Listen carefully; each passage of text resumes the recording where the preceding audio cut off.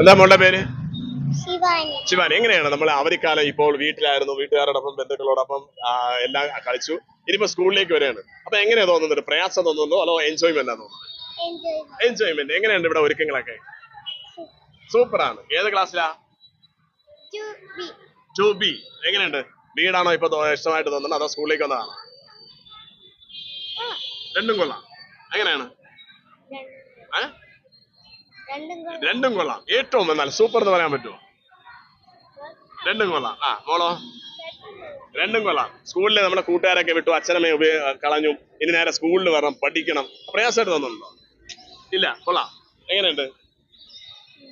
Yes. എന്താണ് ഇവിടെ എങ്ങനെയുണ്ട്? ഒരുക്കങ്ങളൊക്കെ അടിപൊളിയായിട്ട് ചെയ്തിട്ടുണ്ടല്ലോ. എങ്ങനെയുണ്ട്? കൊള്ളാം. അപ്പൊ വീടാണോ ഇപ്പൊ ഇഷ്ടപ്പെട്ടത്, സ്കൂളാണോ? സ്കൂൾ. എങ്ങനെയാ മോളുടെ പേര്? റൈഹാൻ. ഏതായി പഠിക്കുന്നു?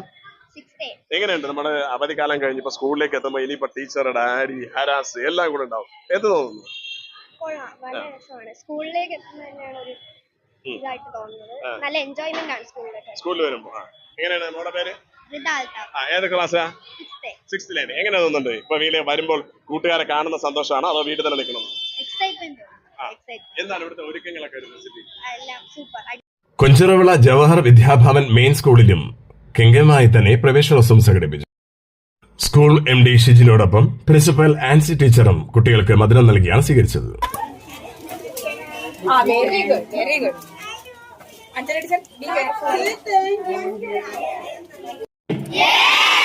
Do you want more vacation? No.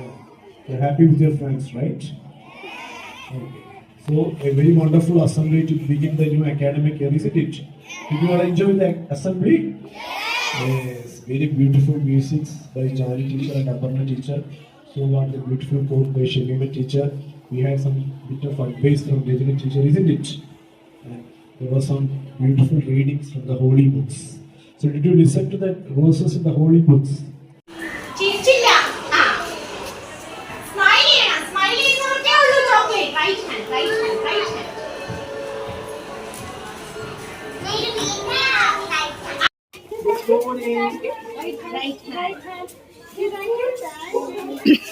Poonthura saint Thomas സ്കൂളിലും വിവിധമായ രീതിയിലുള്ള പരിപാടികളാണ് സ്കൂൾ പ്രവേശനോത്സവത്തോടനുബന്ധിച്ച് നടത്തിയത്.